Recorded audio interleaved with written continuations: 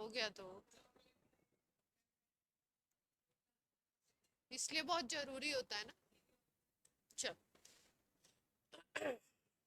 VSEPR theory की बात कर रहे थे हम लोग। Valence shell electron pair repulsion theory किस पे बेस्ड है? ये बताती है कि आपकी बॉन्ड पेयर और बॉन्ड पेयर के बीच में भी रिपल्शन होगा, लोन पेयर और लोन पेयर के बीच में भी होगा, और बॉन्ड पेयर और लोन पेयर के बीच में भी रिपल्शन होगा। ये तीन टाइप के रिपल्शन और भी रिपल्शन होते हैं, लेकिन अभी इस थ्योरी में इन पे फोकस किया गया है।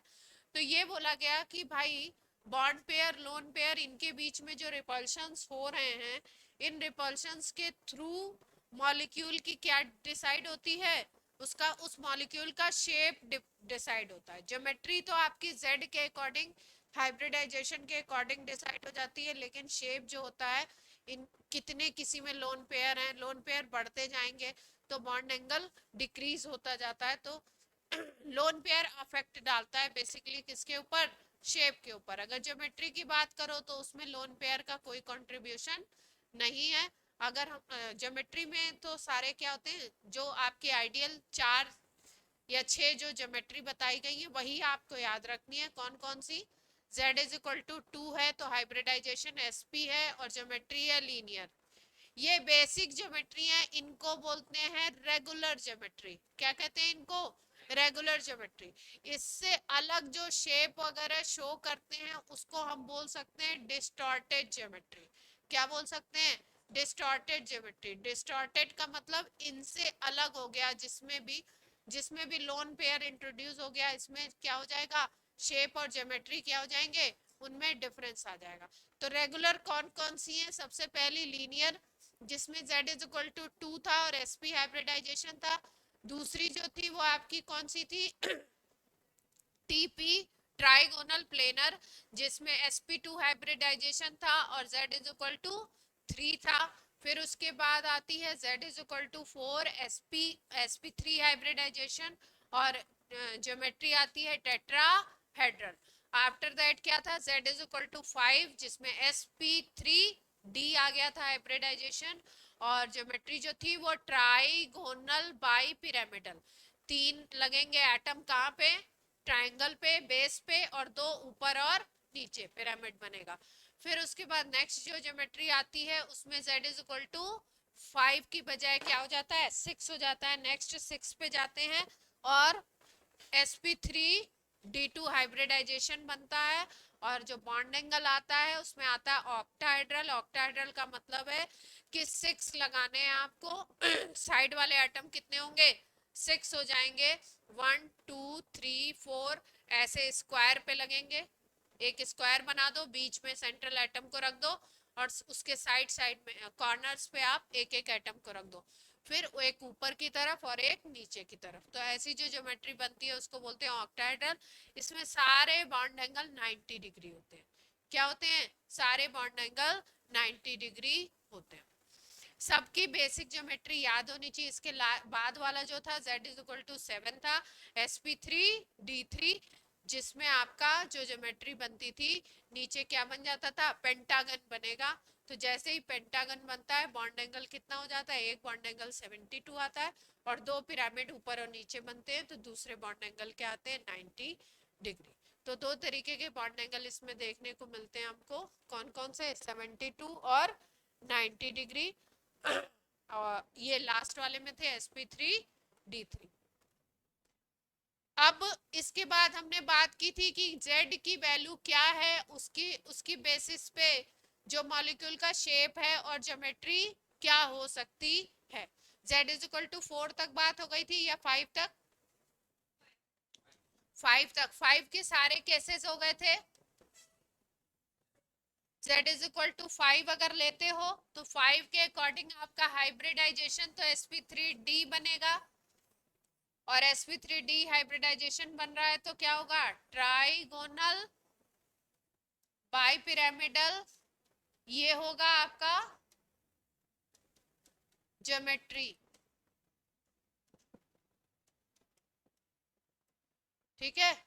अब शेप क्या क्या होंगे, शेप देख लेते हैं। जैसे कि अगर लोन पेयर 0 था और बॉन्ड पेयर कितने थे, 5 थे, लोन पेयर 0 बॉन्ड पेयर 5, तो लोन पेयर है नहीं तो लोन पेयर वाला रिपल्शन आएगा नहीं यहाँ पे, सीधे सीधे किसका केस बन रहा था, PCl 5 का। इसमें क्या होगा, जिसमें लोन पेयर 0 है उसमें जो ज्योमेट्री होगी वही क्या होगा, शेप भी हो जाएगा, सेम टू सेम होगा। तो ये एग्जांपल किसका था, PCl5 का। PCl5 के स्ट्रक्चर में आप अगर देखो तो कितने बॉन्ड पेयर थे, 1 2 3 4 5, और फॉस्फोरस के लास्ट शेल में इलेक्ट्रॉन होते हैं 5, तो अगर 5 इलेक्ट्रॉन है तो पांचों से इसने बॉन्ड बना लिए, तो लोन पेयर इसके पास क्या होगा, 0।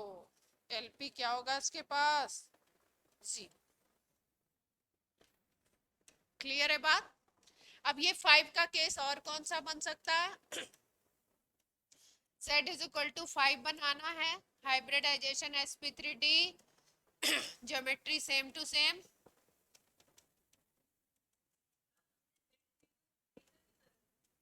फोर नहीं हुआ था, अच्छा 4 करवा देते हैं, अगर नहीं हुआ एक बार चेक कर लो।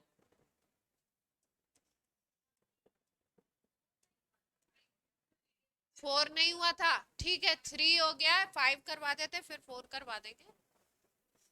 अब देखो Z इज इक्वल टू 5 लेना है, तो Z है आपका BP प्लस LP तो है, BP 3 ले लो और LP 2 ले लो। BP कितने ले लो, 3 ले लो, LP 2 ले लो। BP 4 भी ले सकते थे और LP आपका 1 भी ले सकते थे, तो भी 5 हो जाता ना, ऐसे भी 5 बन जाता। ठीक है, एक केस ये भी बन सकता है कि आप BP क्या ले लो, 2 ले लो, और इसको क्या ले लो, 3 ले लो। BP को 1 नहीं लेना है कभी भी, क्योंकि BP1 का मतलब है ज्योमेट्री नहीं होगी, दो एटम्स के बीच में एक ही बॉन्ड है, तो ज्योमेट्री वहां पे डिफाइन नहीं करते। तो BP3 है और LP आपका 2 है। इसका कोई एग्जांपल देखते हैं हम लोग, हाइब्रिडाइजेशन और ज्योमेट्री तो यही होने वाली है सेम टू सेम तीनों केसेस में। इसका हम लोग एग्जांपल देखते हैं जिससे हमें पता लगेगा कि शेप कैसा आएगा। तो ClF3 है, ClF3 की अगर बात करो तो Cl सेंटर में होता है, फ्लोरीन यहाँ पे होता है, 3 बॉन्ड पेयर हो गए। ठीक है, क्लोरीन जो होता है 17 ग्रुप का एलिमेंट है, तो लास्ट शेल में इसके 7 इलेक्ट्रॉन है, अगर 7 है तो 1 2 3 तो यूज हो गए इसके बॉन्ड बनाने में, तो इसके पास 4 बच जाएंगे। 4 का क्या मतलब है, दो इसके क्या हो जाएंगे, दो लोन पेयर हो जाएंगे इसके। ठीक है, अब ये तो ज्योमेट्री नहीं है, ज्योमेट्री के हिसाब से बना देते हैं इसको। ज्योमेट्री कौन सी वाली बनानी है, ऐसी वाली बनानी है।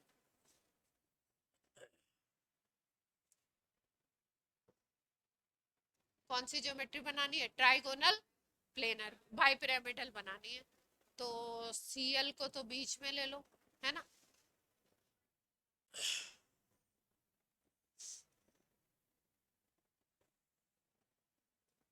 क्या कह रहे हो, किसको ऊपर नीचे लगा, हाँ। इसमें ये बात है कि ये वाले फ्लोरीन ऐसे क्यों नहीं लगाए, देखो इसका एक, ये लग गए, दो लोन पेयर दिखा देते। लोन पेयर का शेप से कोई मतलब नहीं है, ठीक है, लोन पेयर का शेप से कोई मतलब ही नहीं है, लोन पेयर का शेप से कोई मतलब नहीं है, तो इसको बोलते हैं हम लोग टी शेप। कौन सा शेप बोलते हैं, ज्योमेट्री है ट्राइगोनल प्लेन, ट्राइगोनल बाइपिरामिडल। ठीक है, अब देखो, अब कहने का मतलब ये, इसमें एक खास बात क्या है, इसमें क्वेश्चन पूछा जाता है कि जब ClF3 को तुमने लगाया, ठीक है, तो आप ऐसा भी तो कर सकते थे कि तीनों फ्लोरीन को इस ट्रायंगल पे लगा दो और लोन पेयर ऊपर नीचे कर दो, है ना। तीनों फ्लोरीन को इस ट्रायंगल पे लगा दो और लोन पेयर को क्या कर दो, ऊपर नीचे कर दो। ऐसा क्यों नहीं हुआ, इसका रीजन ये है कि फ्लोरीन बहुत इलेक्ट्रोनेगेटिव होते हैं, तो एटम क्या करते हैं, एटम चाहते हैं कि मैक्सिमम डिस्टेंस बने, क्या बने, मैक्सिमम डिस्टेंस बने। अगर फ्लोरीन को यहाँ यहाँ पे रखते, इन दोनों को, इन दोनों फ्लोरीन को यहाँ यहाँ पे रखते, लोन पेयर को यहाँ यहाँ पे रख देते, इस तरीके से करते, अगर जो पहले बनाया था ये अगर करते, तो ये स्ट्रक्चर रॉन्ग है VSEPR के अकॉर्डिंग। ये स्ट्रक्चर रॉन्ग क्यों हुआ, ठीक है। फिर अगर हम देखते तो कौन सा शेप बन जाता, ट्राइगोनल प्लेनर बन जाता, शेप शेप ट्राइगोनल प्लेनर हो जाता, क्योंकि लोन पेयर से मतलब नहीं है शेप में। तो ये वाला शेप क्यों नहीं बना, टी शेप क्यों बना, इसका रीजन ये है कि फ्लोरीन बहुत इलेक्ट्रोनिगेटिव होता है। यहाँ पे अगर रखते हो तो फ्लोरीन 120 डिग्री पे एंगल पे होगा, ठीक है। यहाँ पे जो ट्राइगोनल जो बनता है उसमें इन दोनों के बीच का एंगल 120 होता है। और यहाँ पे अगर तुमने रखा तो फ्लोरीन और फ्लोरीन के बीच में कितने का एंगल है, 180 डिग्री का, है ना। वेक्टर में भी पढ़ा होगा आपने, दोनों अपोजिट वेक्टर हैं तो कितने का एंगल है, 180 डिग्री का। तो यहाँ पे आपने क्या किया, डिस्टेंस मैक्सिमम कर दिया जितना कर सकते थे, तो उसकी वजह से क्या होगा, रिपल्सिव फोर्स कम लगेगा। तो यहाँ पे फ्लोरीन फ्लोरीन के बीच का डिस्टेंस क्या है इस स्ट्रक्चर में, मैक्सिमम है। तो रिपल्सन क्या होगा, और वैलेंस शेल रिपल्शन थ्योरी क्या कहती है कि ऐसे अरेंज होंगी चीजें, बॉन्ड पेयर लोन पेयर इस तरीके से अरेंज होंगे कि उनके बीच में रिपल्शन क्या लगे, मिनिमम लगे, ठीक है। तो इसलिए ये वाली शेप नहीं होगी, ये वाली शेप क्या है, रॉन्ग है, और ये वाली शेप क्या है, राइट, ठीक है। ClF3 का शेप कैसा हो गया, टी शेप। यहाँ पे आपके बॉन्ड पेयर थे 3 और लोन पेयर कितने थे, 2। अब दूसरा केस देखते हैं, BP 4 ले लो और लोन पेयर ले लो 1।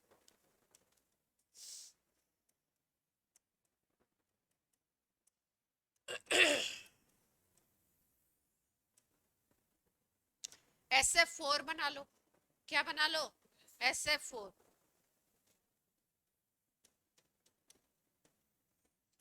Z=5 है, तो ज्योमेट्री तो वही होनी है, कौन सी, हाइब्रिडाइजेशन कौन सा होना है, sp3d, और ज्योमेट्री कौन सी होगी, अभी जो हुई थी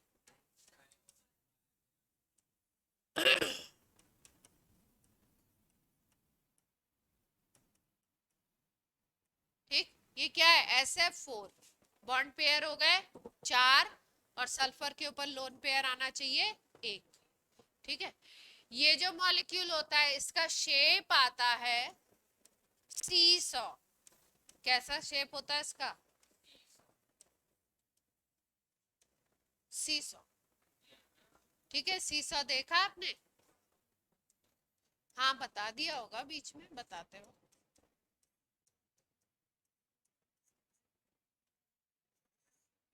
ये लोन पेयर हो गया एक, है ना।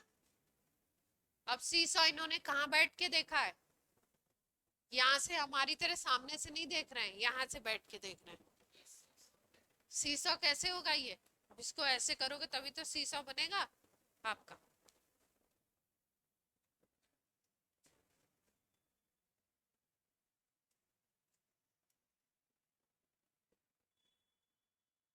कौन सा,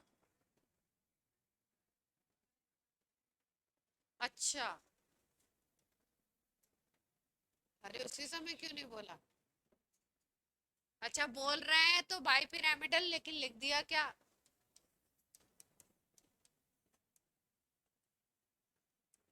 ठीक है।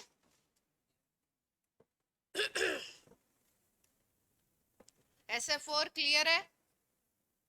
हुँ? फिर से पोजीशन क्या दे दी, फ्लोरीन फ्लोरीन को अपोजिट दे दी। यानी कि कोशिश क्या करनी है कि पहले जितने बॉन्ड पेयर हैं उनको आप जो दूसरी लोन पेयर वाली पोजीशन है उसमें मत ले जाइए, पहले रेगुलर ज्योमेट्री बनाने की कोशिश कीजिए। तो ये हो गया आपका सीसॉ। इसमें अगर आपसे पूछ लिया जाए, इसमें क्वेश्चन पूछ सकते हैं कि S ऐसे F S F bond angle कौन कौन से हैं, कितने कितने के एंगल बन रहे हैं इसमें? हाँ, एफ एस एफ के बीच का, ध्यान से देखो।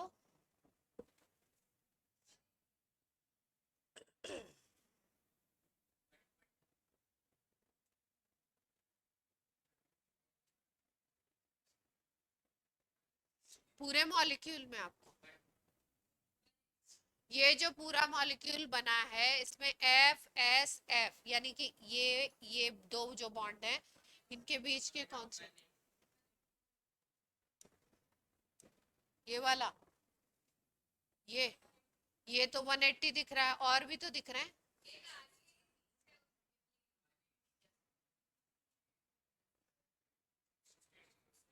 60 कैसे होगा? ये एंगल, ये ज्योमेट्री कौन सी है, कोई मैसेज भेज रहा है? ये ज्योमेट्री कौन सी है? ये वाली ट्राइगोनल, ऐसे याद रखो शॉर्ट में, ट्राइगोनल बाइपिरामिडल। जो ये ट्रायंगल पे है, ट्रायंगल पे जो दो बॉन्ड होते हैं उनके बीच का एंगल 120 आता है ना।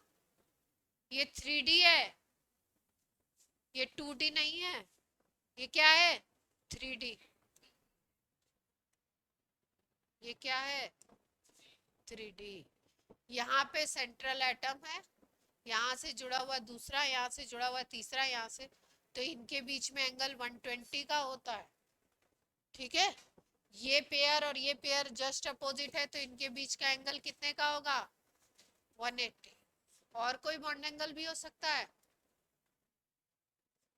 सोचो।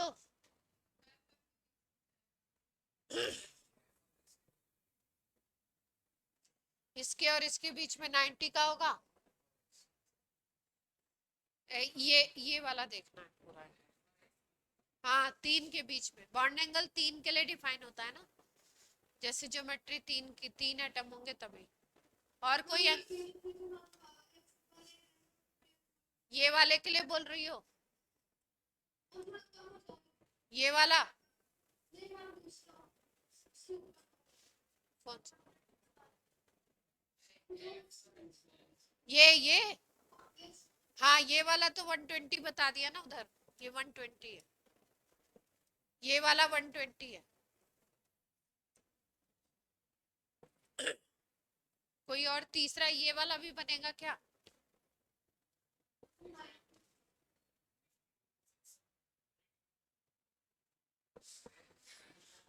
This is not 2D, 3D है। ये है भैया, ये बुक देखिए, ये सेंट्रल एटम है, ये ट्रायंगल है, ये रेक्टेंगल है हालांकि। ये क्या है? ट्रायंगल, मतलब है रेक्टेंगल लेकिन आप समझिए ट्रायंगल है। एक बॉन्ड ऊपर की तरफ है, एक बॉन्ड नीचे की तरफ है, और तीन बॉन्ड ऐसे ट्रायंगल के इस पे हैं, है ना। तो ये जो ये हमें समझ में आ रहा है ना 60, ये मानवेंद्र को समझ में आया कि ये पूरा 180 है तो यहाँ पे 120 आ रहा है, तो इसको 60 कर देते हैं। नहीं, ये 60 नहीं है। ये एंगल कौन से हैं? ये प्लेन में है तीनों, ये तीनों किस में है? प्लेन में, ट्रायंगल के। और ये ऊपर और नीचे। तो प्लेन में कोई भी एंगल हो, प्लेन में कोई भी एंगल हो, उसके जब ऊपर या नीचे लगाओगे तो एंगल कितने का आएगा? 90। इसको ध्यान से याद कर लो, समझ लो। पेज निकालो, एक एक ट्रायंगल बनाओ जल्दी से। हाँ, टेस्ट ऊपर दे, बाहर बैठेंगे आप?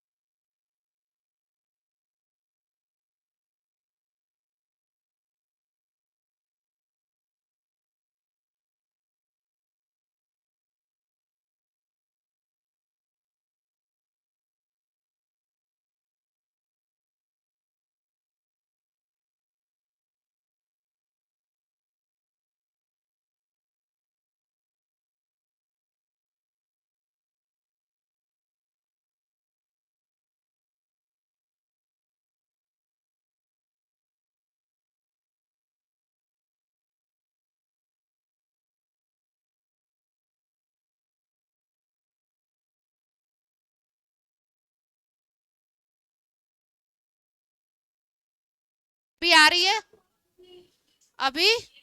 हाँ, किसको? नहीं, उनको दिख रहा है ऐसे ही, हमें भी दिख रहा है। अरे कॉर्नर तो समझ में आ रहा है, रेड पेन तुम्हें दिखा रही हूँ।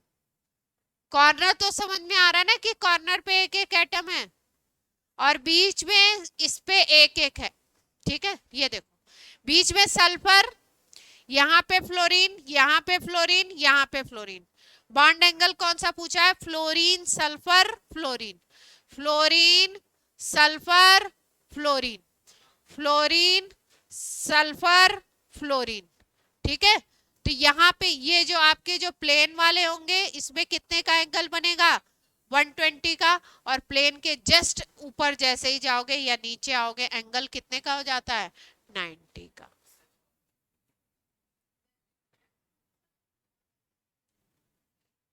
तुम्हें तो पहले ही समझ में आ गया था, अभी प्रांजलि को नहीं आया था।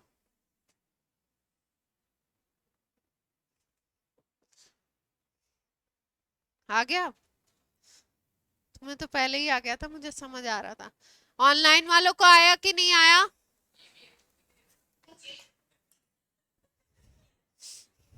तो बोल नहीं सकते हो कि मैम इस स्ट्रक्चर की पूरी खिचड़ी बन गई। अब इसको सही करना पड़ेगा, हमको करना पड़ेगा ना। हाँ, मानवेंद्र कुछ कह रहे हैं, क्या कह रहे हैं मानवेंद्र?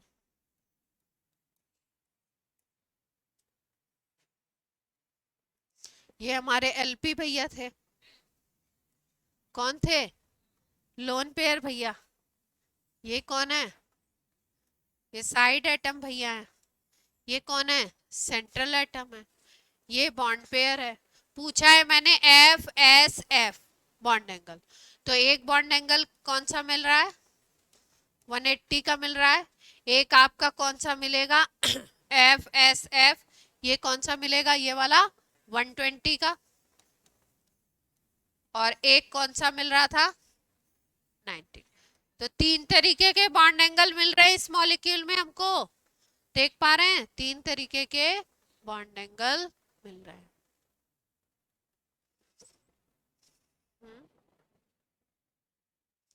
क्या हुआ?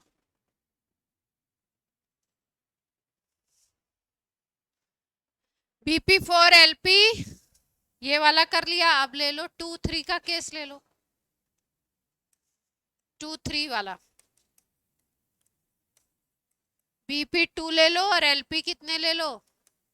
3। कौन सा मॉलिक्यूल होगा ऐसा? एग्जाम्पल देखा जाए, बॉन्ड पेयर 2, लोन पेयर 3। आशय क्या हुआ? अरे तुम्हारा बहुत ही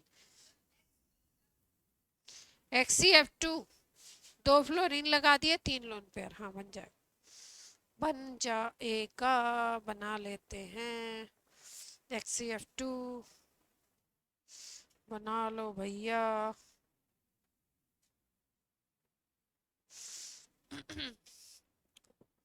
एग्जाम्पल बताया इन्होंने, XCF2 जिनॉन डाई फ्लोराइड। ठीक है, क्या करना है? बॉन्ड पेयर दो ही हैं, दो बॉन्ड बनने हैं फ्लोरीन के, तो इन दोनों को कौन सी पोजीशन दे दूं मैं? ये वाली पोजीशन दे दूं जिसमें 180 का एंगल हो जाए फ्लोरीन फ्लोरीन के बीच में।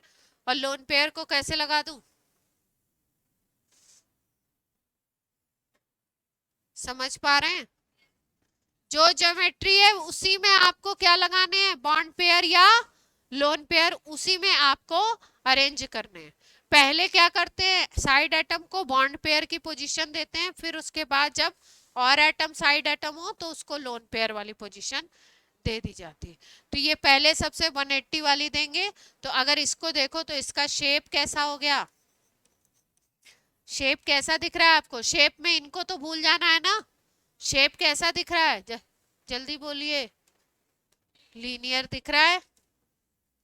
लाइन दिखाई दे रही है आपको? सीधे सीधे। ठीक है। मॉलिक्यूल में सबको ये बात तो समझ में आ रही है ना कि बॉन्ड पेयर और लोन पेयर कैसे देखे जा रहे हैं। हाँ, ऐसा तो नहीं है कोई सोचे जिनॉन में कैसे आ गए तीन तीन लोन पेयर, क्योंकि जिनॉन कौन से ग्रुप का है, 18 ग्रुप का है। तो 18 ग्रुप में 8 इलेक्ट्रॉन होने वाले हैं लास्ट में, तो 2 बॉन्ड बना लिए तो 6 बच गए, 6 का मतलब 3 लोन पेयर लगाने हैं। ठीक है, ऐसे सोचना है। और आप सोचो एग्जाम्पल याद करने पड़ते हैं। एग्जाम्पल क्या करने पड़ते हैं, याद ही करने पड़ेंगे। ठीक है, अब कौन सा है, अब कोई और केस बन सकता है इसमें। 5 में 2 3 बना दिया, एक 2 3 बना दिया, और एक कौन सा बना दिया, 3 2 बना दिया, एक 4 1 बना दिया। 1 4 की पॉसिबिलिटी है नहीं, है ना, तो और कोई तो 5 का कॉम्बिनेशन बन नहीं सकता। अब किस पे आ जाएं, 4 पे आ जाए। क्या 4 के कॉम्बिनेशन देखो क्या बन सकते हैं, z = 4 है तो क्या क्या बन सकता है, इसको 2 2 कर दें, है ना। दूसरा कॉम्बिनेशन क्या बन सकता है, 3 1 बन सकता है। 1 3 वाला कॉम्बिनेशन पॉसिबल नहीं है, तो और कोई कॉम्बिनेशन 4 0 वाला भी है ही, सिंपल वाला 4 + 0 वाला तो है ना। इसमें क्या होगा, ज्योमेट्री और शेप दोनों क्या होंगे, सेम हो जाएंगे। क्यों, क्योंकि एलपी क्या है, 0। ये रेगुलर वाली ज्योमेट्री हो जाएगी। रेगुलर वाली ज्योमेट्री कौन सी थी, टेट्राहेड्रल इसमें बनेगा। 4 वाले में एग्जाम्पल अगर देखो इसका तो कौन सा बन जाएगा, CH4। कार्बन के पास कितने इलेक्ट्रॉन होते हैं लास्ट में, 4 होते हैं। 4 हाइड्रोजन से 4 बॉन्ड पेयर बना लेगा, लोन पेयर 0 हो जाएंगे उसके पास। सबको कैसे अरेंज कर दो,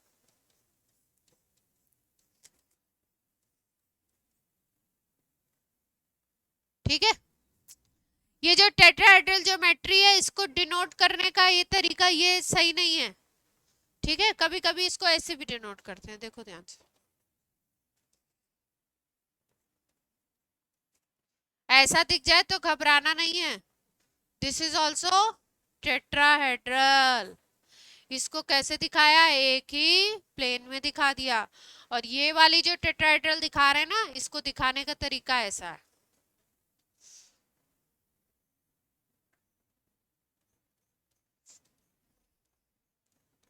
ध्यान से देखो,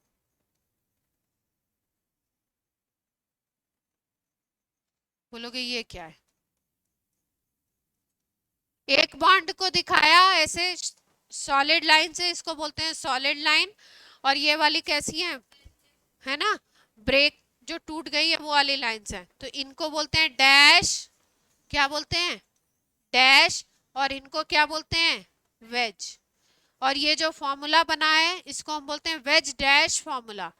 जिसमें हम वेज और डैश दिखाते हैं उसको हम क्या बोलते हैं, वेज डैश फॉर्मूला। अब ये वेज डैश है क्या, ये भी समझ ले। हाँ, और तो का वही समझा रहा है, वही CH4 क्या है आपका, आपको बताया मैंने, हाइड्रोकार्बन क्या होते हैं, ऑर्गेनिक के पेरेंट कंपाउंड होते हैं, माता पिता हैं। कार्बन और हाइड्रोजन जो है वो पूरी ऑर्गेनिक केमिस्ट्री के, पूरे सब ऑर्गेनिक कंपाउंड के क्या है, माता पिता है, पेरेंट कंपाउंड बोलते हैं उनको। पूरी ऑर्गेनिक केमिस्ट्री उन्हीं से चलती है, ठीक है। तो माता पिता में भी, हाइड्रोकार्बन में भी 3 ग्रुप होते हैं। एक को बोलते हैं एल्केन, दूसरे को बोलते हैं एल्कीन, तीसरे को बोलते हैं एल्काइन। एल्कीन में कार्बन हाइड्रोजन के बीच में केवल सिंगल बॉन्ड होगा। एल एल्कीन एल्केन में केवल सिंगल, एल्कीन में डबल भी आ जाएगा, और एल्काइन में ट्रिपल बॉन्ड भी आ जाता है। तो एल्केन जो हो गया, एल्केन फैमिली का सबसे पहला मेंबर मीथेन है। इसका मतलब फादर माता पिता के बाद क्या हो, ग्रैंड पेरेंट होते हैं ना, तो ये क्या हो गए, ये दादाजी हो गए समझ लीजिए। तो मीथेन क्या है, मीथेन जो हाइड्रोकार्बन फैमिली का जो पहला ग्रुप है एल्केन, उसका पहला मेंबर है।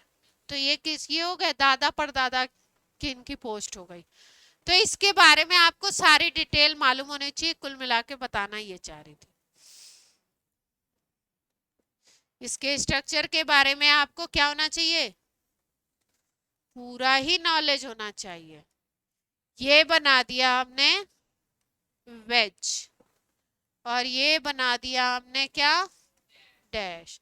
वेज डैश बनाने का क्या मतलब है, मतलब ये है कि ये जो लाइन स्ट्रेट लाइन से आपने दिखाए हैं ना बॉन्ड, ये दोनों बॉन्ड एक प्लेन में होंगे, ये प्लेन है, इसी प्लेन में दो बॉन्ड है, और एक बॉन्ड प्लेन के आगे की तरफ, एक बॉन्ड पेंट के पीछे की तरफ।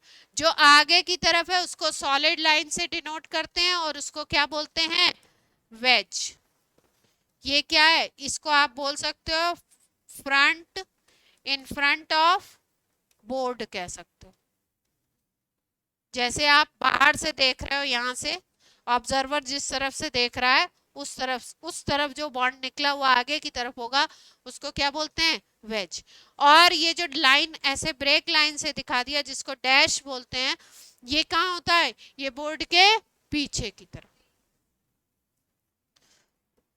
ये बोर्ड का जो भी प्लेन है,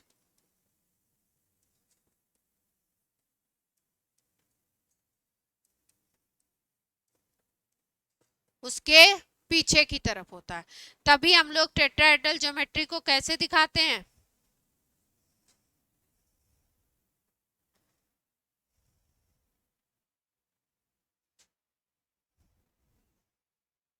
पतले पतले पेन दो जी।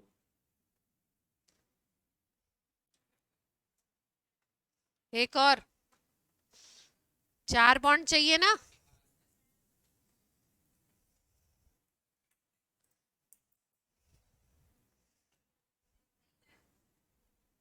ये देखो ध्यान से, टेट्राहेड्रल ज्योमेट्री को देखो, एक ये रेड वाला, और ये जो ऊपर ब्लू वाला और ये रेड वाला ये दिख रहा है, इसको एक प्लेन में मान लो, ये एक प्लेन मान लो, ठीक है। एक को आगे की तरफ इस प्लेन के, और एक को पीछे की तरफ लगा दो।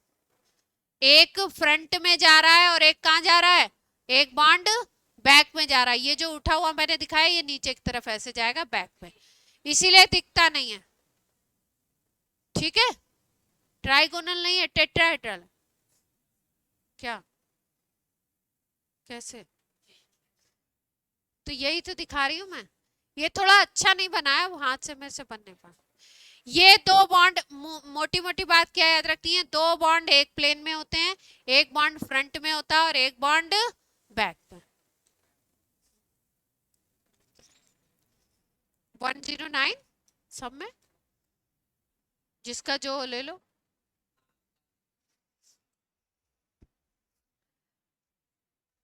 तो ये फॉर्मूला कौन सा है, इसको बोलते हैं वेज डैश फॉर्मूला, जिसमें आपने मॉलिक्यूल में ये दिखा दिया, उसको कौन सा फॉर्मूला बोलते हैं, वेज डैश फॉर्मूला। तो इसमें शेप और ज्योमेट्री दोनों क्या क्या है, सेम।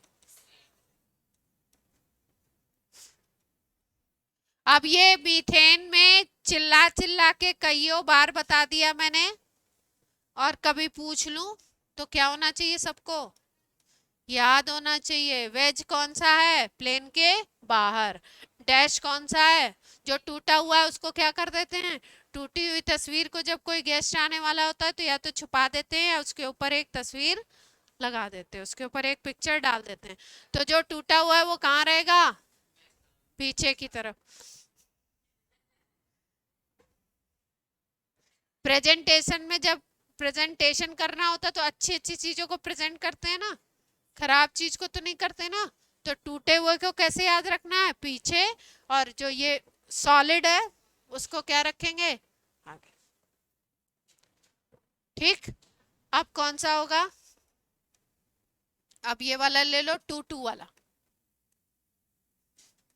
BP2 LP दो बॉन्ड पेयर, लोन पेयर कितने बनाने हैं? दो बनाने हैं। तो एग्जाम्पल देख लेते हैं इसका, 2 2 का। कितने गए हो? 2 2 का है। अरे 2 2 का तो अपना यही है, 2 2 का तो मस्त है। H2O पॉपुलर एग्जाम्पल है, केमिस्ट्री का पॉपुलर कंपाउंड है, रियल लाइफ का भी और केमिस्ट्री का पॉपुलर और फेवरेट कंपाउंड है। क्यों? यूनिवर्सल सॉल्वेंट है। दुनिया में बहुत सारी चीजें ऐसी हैं जिनको ये डिसॉल्व कर सकता है, इसीलिए बोलते हैं यूनिवर्सल सॉल्वेंट। इसकी घोलने की जो कैपेसिटी होती है उसको बोलते हैं, इलेक्ट्रिसिटी के टर्म्स में डाइलेक्ट्रिक कांस्टेंट बोलते हैं।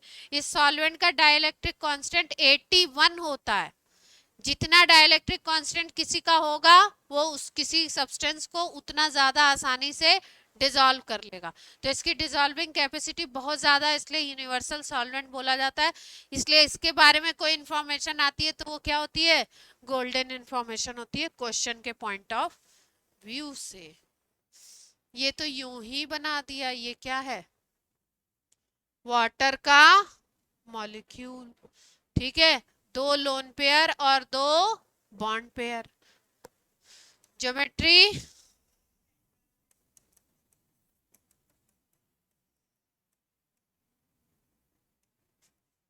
और शेप क्या होगा? वी शेप, बेंट भी बोलते हैं, बेंट या एंगुलर।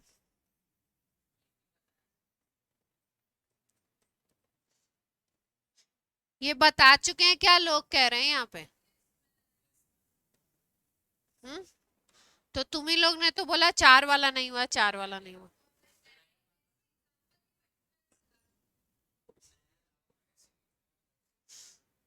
ठीक है, ठीक।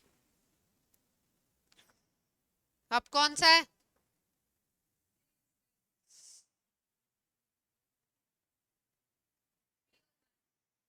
3 और 1 रह गया, ले लो भाई। BP3LP1 कौन सा हो सकता है? 3 लगा दें। NH3 ammonia. ये भी क्या है? एग्जामिनर का फेवरेट एग्जाम्पल है। आते हैं बहुत क्वेश्चन आते हैं रीजन असर्शन। रीजन असर्शन में अभी मैं कोई पेपर देख रही थी, अभी वाटर से पूछा है क्वेश्चन। ऐसे क्वेश्चन या तो आ रहे हैं सिंपल जो क्वेश्चन केमिकल बॉन्डिंग के, या तो रीजन असर्शन बना के दे रहे हैं स्टेटमेंट 1 स्टेटमेंट 2, या बना के दे रहे हैं आपका इंटीजर टाइप लास्ट में। NH3 इंटीजर 5 ही आते हैं, 10 आते हैं, 5 करने होते हैं। NH3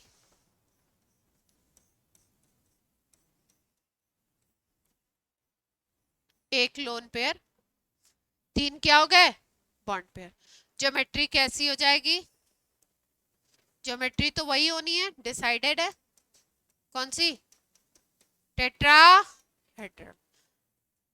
लोन पेयर हटा दो, शेप बताना है तो ये जो शेप है ना इसको बोला जाता है पिरामिडल। कौन सा शेप बोलते हैं?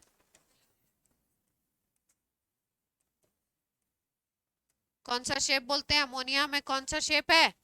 पिरामिडल शेप है। बॉन्ड एंगल इसमें 109 ना हो करके क्या बताया था?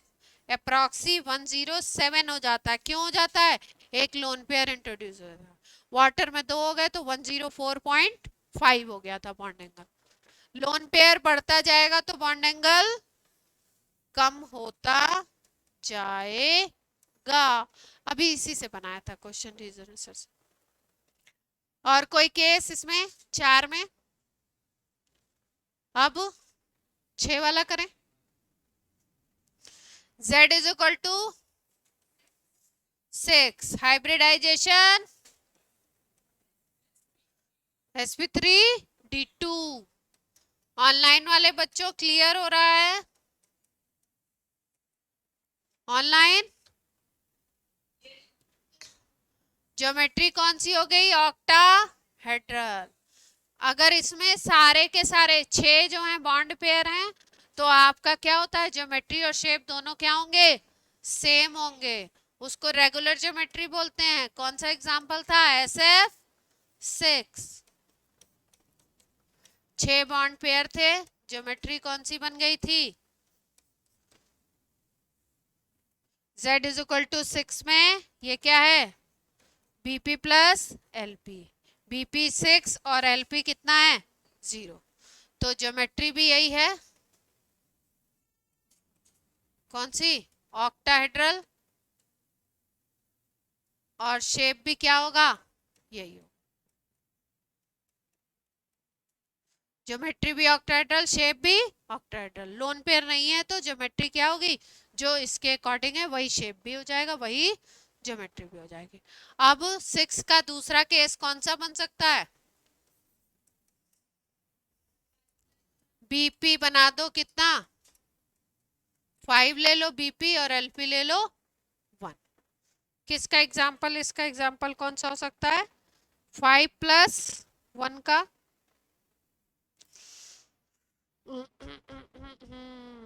BRF 5। 5 प्लस 1 का कौन सा बन रहा है, BRF 5।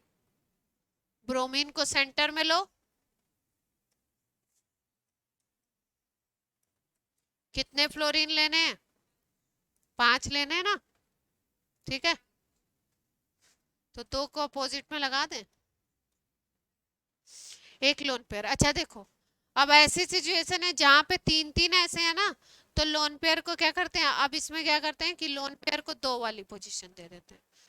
हमारे पास कितने लगाने हैं, 5 लगाने हैं ना, तो एक ही लोन पेयर की पोजीशन बच रही है। जब लोन पेयर एक हो तो कौन सी पोजीशन दे देते हैं, चलो भैया थोड़ा सा तुमको इज्जत दे देते हैं, ऊपर वाली पोजीशन,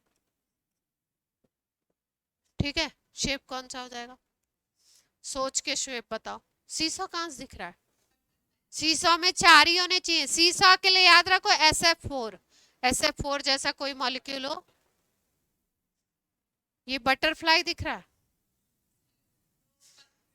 इसको नहीं, इसको नहीं याद रखना, शेप में ये हो गया 4, ये 4, ये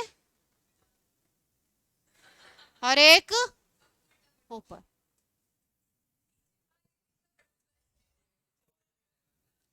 अरे ये स्क्वायर है बच्चा लोग, ये बनेगा, ये स्क्वायर है, ठीक है, एक नीचे की तरफ, तो ये पिरामिड बनेगा ऊपर, पिरामिड, स्क्वायर पिरामिडल। कौन सा शेप है, स्क्वायर पिरामिडल। ऊपर या नीचे जो लगता है वो क्या बनाता है, पिरामिडल। अब आप बोलोगे इसमें तो नहीं बनाया, इसमें सब 6 के 6 सेम हो गए थे इसलिए शेप ऑक्टाहेड्रल। हाँ, अरे पिरामिड ये अच्छा नहीं बना है, ये इसको नहीं याद रखना है। किसको याद रखना है, इसको। ये स्क्वायर पे है, एक स्क्वायर ले लो उस पे है, और एक बॉन्ड कहाँ है, नीचे की तरफ, ठीक है, पक्का। शेप ही तो बताइए दाता, ये शेप है, ज्योमेट्री तो वही है। ज्योमेट्री तो क्या होगी, हाइब्रिडाइजेशन के अकॉर्डिंग ही होगी। ज्योमेट्री तो ऑक्टाहेड्रल ही है, शेप चेंज होता है लोन पेयर से। अब कौन सा केस, 5 1 वाला हो गया, अब कौन सा ले लें, 4 2 वाला ले लें। Z इज इक्वल टू 6 में BP 4 और LP 2 ले सकते हैं, ठीक। तो सेम क्या रहने वाला है, sp3 D2, और ज्योमेट्री ये भी सेम रहने वाली है, कौन सी, ऑक्टाहेड। अब कौन सा मॉलिक्यूल लें जिसमें बॉन्ड पेयर तो 4 हो और लोन पेयर क्या हो, 2 हो जाए, ठीक है। सोचो, XCF4 सोच लो, XCF4, XCF4, 4 बॉन्ड पेयर हो जाएंगे क्योंकि फ्लोरीन कितने लगे हुए हैं 4, और जिनॉन के ऊपर कितने आपके इलेक्ट्रॉन होते हैं 8 इलेक्ट्रॉन होते हैं, तो 2 लोन पेयर बच जाएगा। तो 4+2 वाला कॉम्बिनेशन बन गया ये।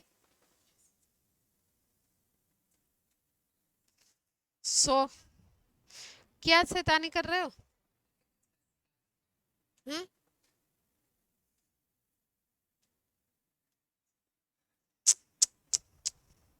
अभी कल ही इतना समझाया है फिर भी जो है बात समझ में नहीं आ रही है। 2 लोन पेयर दिखा दें?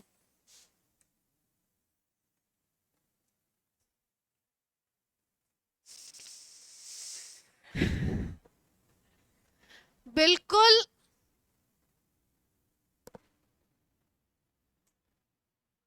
नहीं, थोड़ा सा बोरिंग सा लग रहा होगा कि एक ही तरीके का चल रहा है, लेकिन बात क्या है समझ में आनी चाहिए, और एक एक पॉइंट को क्या करना है लर्न करना है।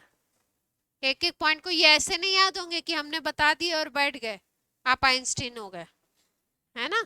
क्या करना पड़ेगा, एक एक पॉइंट को एक एक एग्जाम्पल को 2-2 बार लिखोगे बनाओगे तब दिमाग में बैठेगा। XCF4 का एग्जाम्पल कौन सा एग्जाम्पल है, बॉन्ड पेयर 4 लोन पेयर 2, तो शेप कौन सा बन जाएगा, शेप बता दो, शेप बताइए। खत्म होने वाला है ना। स्क्वायर, स्क्वायर केवल नहीं बोलेंगे, क्या बोलेंगे प्लेनर, एक ही प्लेन में होंगे ना चारों बॉन्ड, तो क्या बोलेंगे स्क्वायर प्लेनर।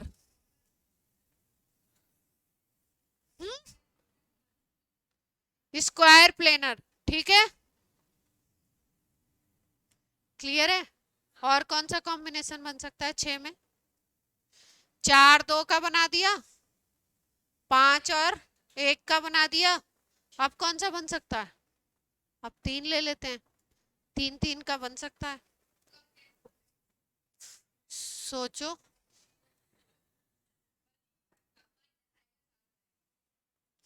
3 3 का बनाते हैं BP,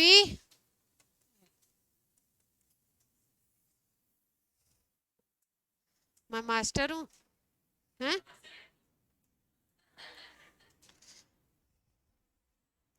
मैं पिटाई लगाऊं तुम्हारी। एग्जाम्पल तो देख लें कौन कौन से एग्जाम,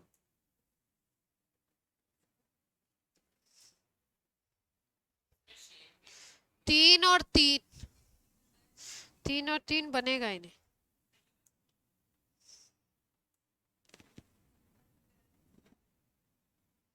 क्या हुआ, क्या खराब हो गया, हाँ तो क्यों,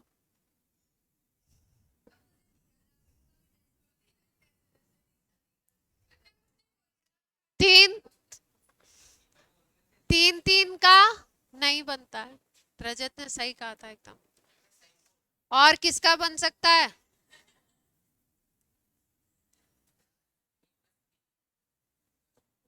2+4 बनाओ, बन सकता है। देखो लोन पेयर बहुत ज्यादा इतने नहीं हो पाते हैं, जो 4 लोन पेयर का मतलब क्या है, 2 ही बॉन्ड बने अगर ये वाला केस लोगे तो तुम, तो 2 बॉन्ड बने और लोन पेयर कितने लटक गए उसके ऊपर, लोन पेयर उसके ऊपर कितने लटक गए 4। लोन पेयर क्या होते हैं आपका, मॉलिक्यूल कितने हो सकते हैं उसके अकॉर्डिंग बनते हैं, ठीक है। अब 6 वाला केस हो गया, 5 वाला था कि 6 वाला था, सब हो गए।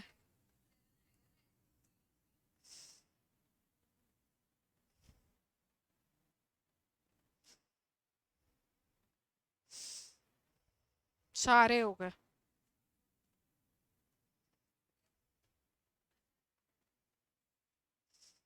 सात वाला कर लो, Z = 7 वाले भी कर लो, Z इज इक्वल टू 7 में क्या आएगा आपका sp3d3। ज्योमेट्री कौन सी होगी आशय ज्योमेट्री sp3d3।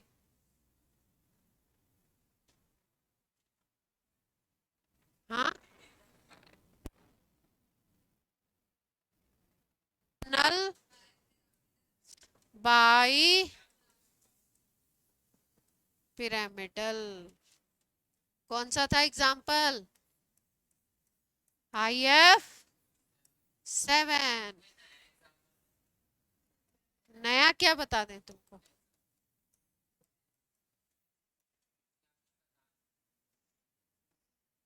कहाँ बता दिया था हाइब्रिडाइजेशन ने बताया था। हाइब्रिडाइजेशन में सारी रेगुलर ज्योमेट्री डिस्कस की गई थी ना इसलिए 5 पे बना दो भाई। इसको बनाने के लिए हमको भी बनाना पड़ता है।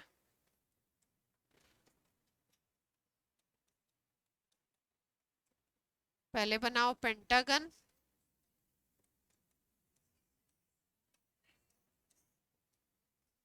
ठीक है IF7।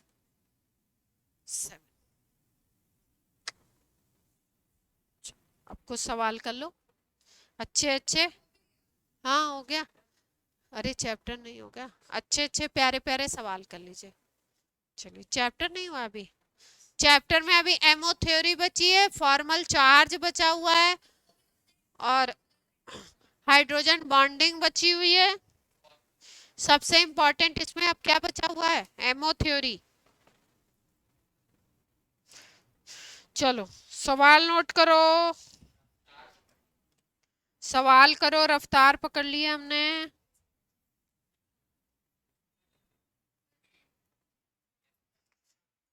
अरे डीएम भी नहीं बताया अभी तुम्हें dipole moment.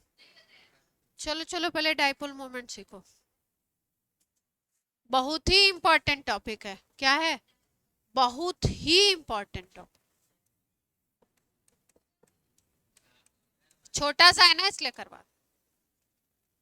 Dipole moment dipole सबको मालूम है क्या होता है दो इक्वल एंड अपोजिट चार्जेस अगर बहुत स्मॉल डिस्टेंस पे सेपरेटेड हो। डिस्टेंस क्या होनी चाहिए छोटी सी होनी चाहिए। एटम मॉलिक्यूल में छोटी डिस्टेंस होती है ठीक है। तो इक्वल अपोजिट चार्जेस होने चाहिए। एग्जाम्पल क्या ले सकते हैं ये जो इतना डिस्टेंस दिखा रहे हैं इतना डिस्टेंस नहीं होगा प्लस क्यू माइनस क्यू। ये जो डी है ये क्या है वेरी वेरी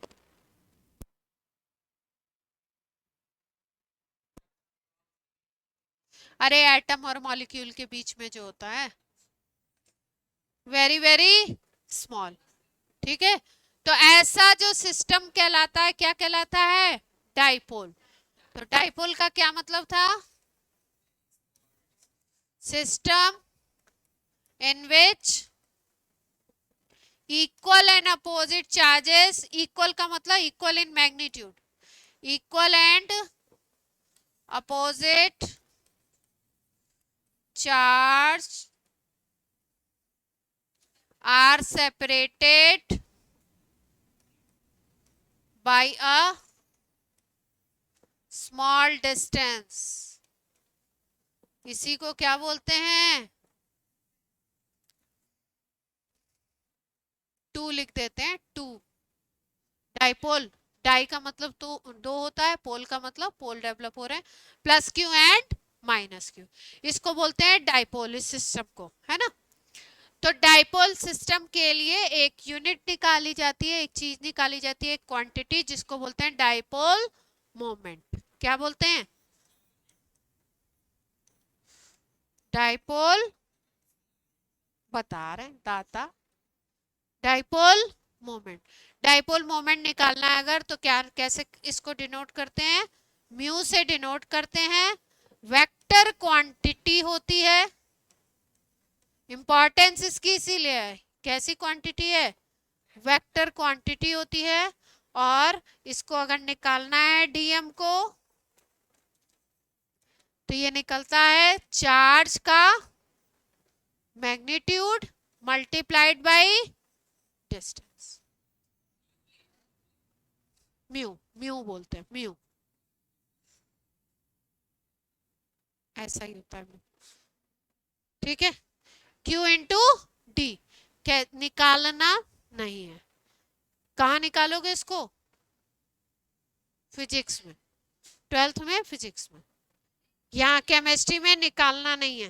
ठीक है, केमिस्ट्री में क्या करना होता है? कंपैरिजन करना होता है। कैसे याद रखना है? दो मॉलिक्यूल देंगे, उनमें कंपैरिजन करना है, किसका ज्यादा किसका कम। देखना है किसमें जीरो। ज्यादातर केसेस कौन से पूछे जाते हैं? जिसमें डाइपोल मोमेंट जीरो। कंपैरिजन करवाया जाता है। तो यूनिट होती है बोर, नहीं, इसकी यूनिट बोर मैग्नेट्रॉन नहीं होती, इसकी यूनिट होती है डिबाई। साइंटिस्ट का क्या नाम था? डिबाई। यूनिट क्या है इसकी? Debye, DEBYE, Debye. यूनिट क्या है? डिबाई। ठीक है, अब देखें कैसे मॉलिक्यूल में, कैसे ये केमिस्ट्री में लगेगा। फिजिक्स में तो आसान है, केमिस्ट्री में कैसे लगेगा वो समझते हैं।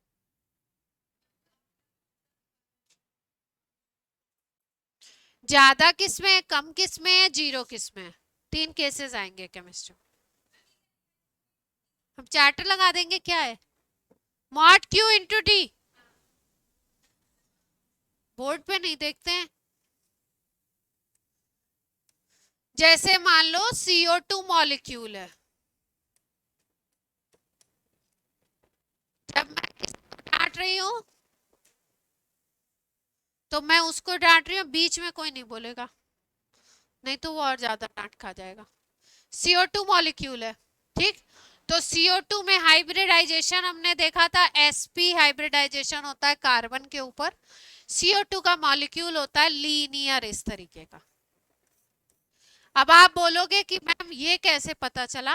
इसका मतलब ये है कि जब तक हाइब्रिडाइजेशन याद नहीं होगा, जब तक उसका शेप नहीं याद होगा मॉलिक्यूल का, तब तक dipole moment calculate, dipole moment को बता नहीं पाओगे कि किसका ज्यादा किसका कम।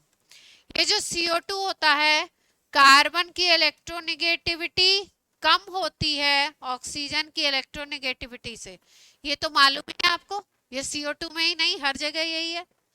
तो ऑक्सीजन की इलेक्ट्रोनेगेटिविटी ज्यादा है, इसकी वजह से ऑक्सीजन पे थोड़ा सा नेगेटिव चार्ज और कार्बन पे थोड़ा सा पॉजिटिव चार्ज। इधर ऑक्सीजन इलेक्ट्रॉन को पुल करेगा तो इस पे थोड़ा सा नेगेटिव चार्ज और इधर कार्बन पे थोड़ा सा पॉजिटिव चार्ज डेवलप हो जाता है। तो हम ऐसा देखते हैं कि यहाँ पे +Q और यहाँ पे -Q, एक सेट तो ये बन गया, ठीक। दूसरा सेट ये बन जाता है, एक सेट ये बन गया, एक डाइपोल ये है, इसको डाइपोल 1 बोल दो। दूसरा डाइपोल किसके बीच बनता है? इन दोनों के बीच में, इसको +Q बोल दो, इसको क्या बोल दो? -Q।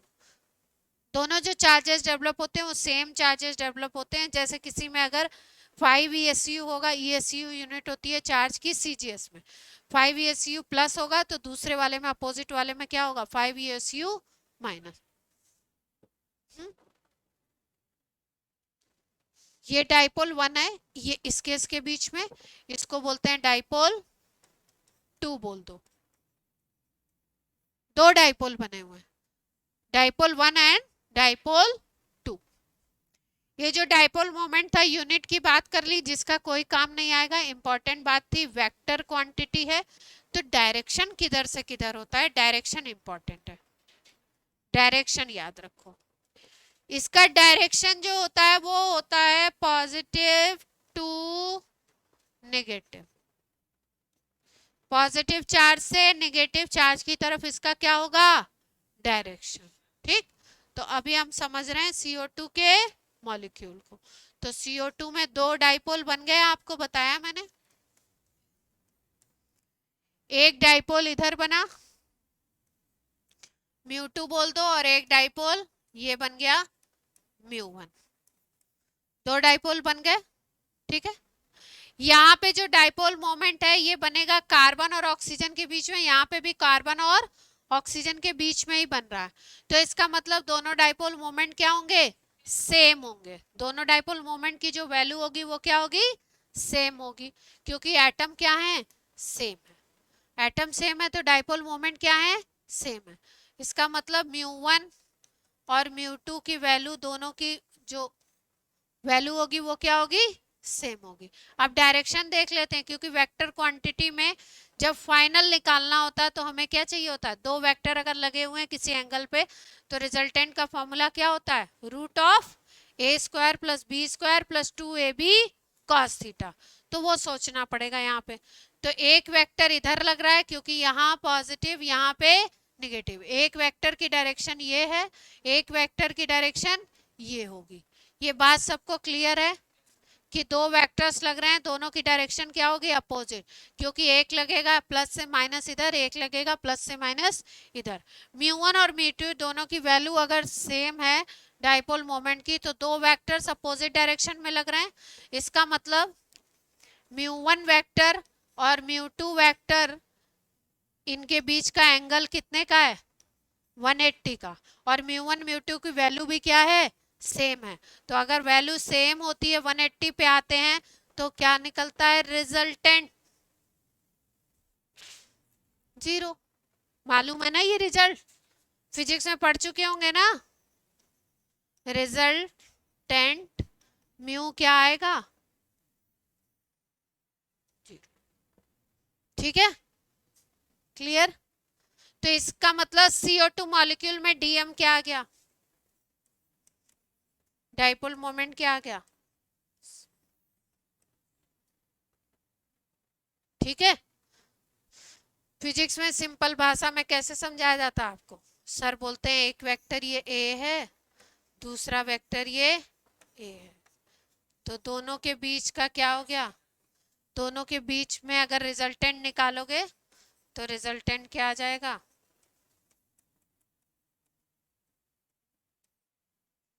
तो CO2 में रिजल्टेंट क्या हो गया, 0।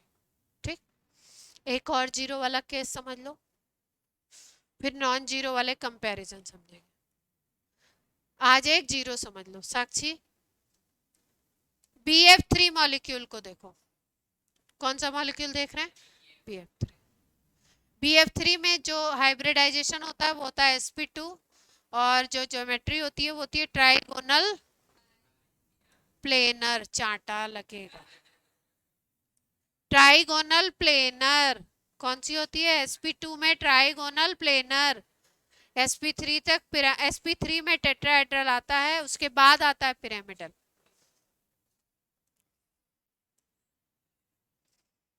ठीक है, ज्योमेट्री कैसी बनेगी, ऐसे बन जाएगी, क्या कहते हो, फ्लोरीन इलेक्ट्रोनेगेटिव, बोरॉन पॉजिटिव, उसके कंपैरिजन। तो बोरान पे आएगा पॉजिटिव चार्ज, फ्लोरीन पे कैसा आएगा, नेगेटिव। तो यानी यहाँ पे पॉजिटिव आना है और यहाँ पे कैसा चार्ज आना है, तीन डाइपोल बनेंगे यहाँ पे, देखो यहाँ पे पॉजिटिव, यहाँ पे नेगेटिव, यहाँ पे पॉजिटिव, यहाँ पे नेगेटिव, यहाँ पे पॉजिटिव, यहाँ पे नेगेटिव।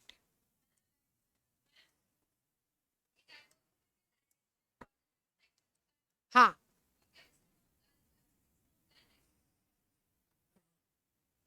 जैसे थर्मोडायनेमिक्स में, फिजिक्स में वर्क अलग तरीके से बताया गया, डिफाइन किया गया है, जस्ट प्लस माइनस का चेंज आ जाएगा, देखने का रेफरेंस पॉइंट का चेंज है थर्मोडायनेमिक्स में वर्क और इसमें।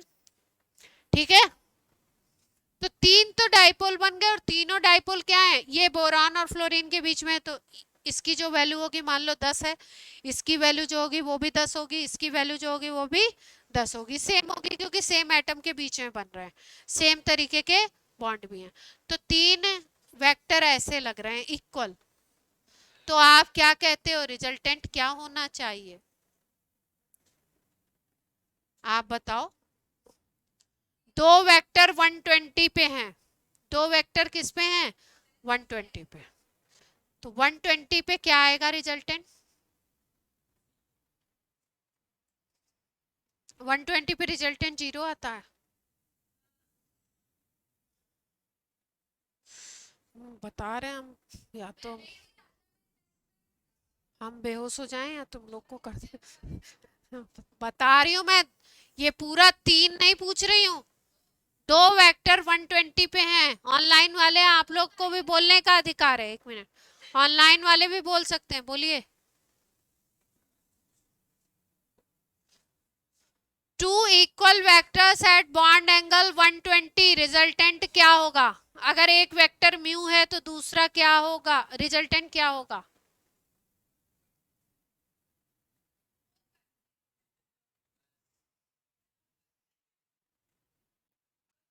वेक्टर नहीं पढ़ा है अभी, सेम होगा, म्यू ही आएगा, हम बता रहे हैं। म्यू म्यू ले लो दोनों का, दो वेक्टर हैं ऐसे 120 पे लगे हुए हैं, एक को म्यू मान लिया एक को म्यू, तो क्या निकलेगा रिजल्टेंट, वैल्यू पूछ रही हूँ, जाएगा तो बीच में, इनका रिजल्टेंट यहाँ पे जाएगा, म्यू ही आएगी। cos 120 की वैल्यू क्या होती है,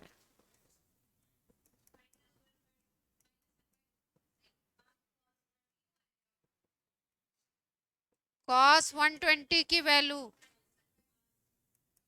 -12,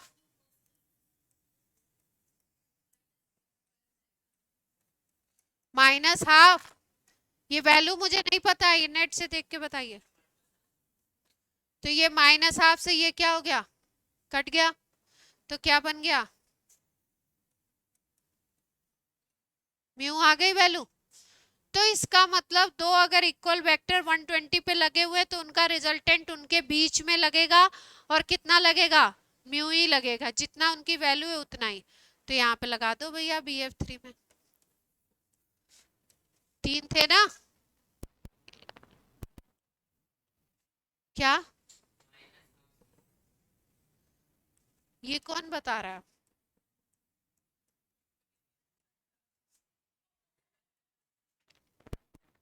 शुभ आंसर किसने दिया है, हाँ, एक ये वेक्टर है एक ये वेक्टर, रिजल्टेंट यहाँ पे लगेगा, इतनी बात क्लियर है। ये म्यू था तो यहाँ पे रिजल्टेंट भी क्या लग गया, म्यू। अब ये दोनों 120 पे, तो इनका रिजल्टेंट इधर म्यू,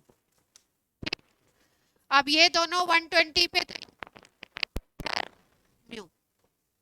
तो देख पा रहे हो आप, क्या क्या देख पा रहे हो कि इन दोनों का जो रिजल्टेंट है यहाँ पे लगा वो इसके द्वारा कैंसिल आउट हो जाएगा, क्योंकि ये दोनों 180 पे लग जाएंगे, कितने पे लगेंगे 180। फिर इन दोनों का जो रिजल्टेंट बीच में लग रहा है वो इसके अपोजिट में हो जाएगा 180 पे, तो ये भी कैंसिल कर देगा।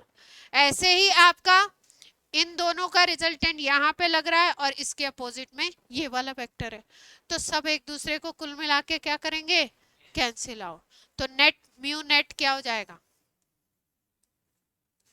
म्यू नेट अगर बोलो तो क्या आ जाएगा, कोई ऐसा बच्चा जिसको बात नहीं समझ में आई, जल्दी से बता दो।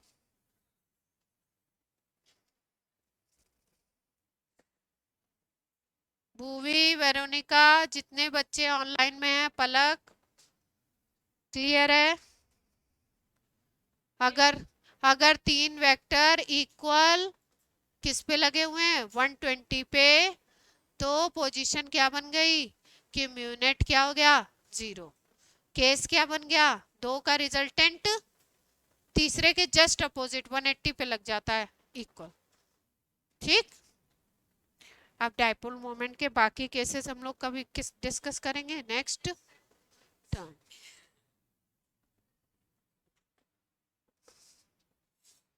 चलिए बच्चों, बाय बाय,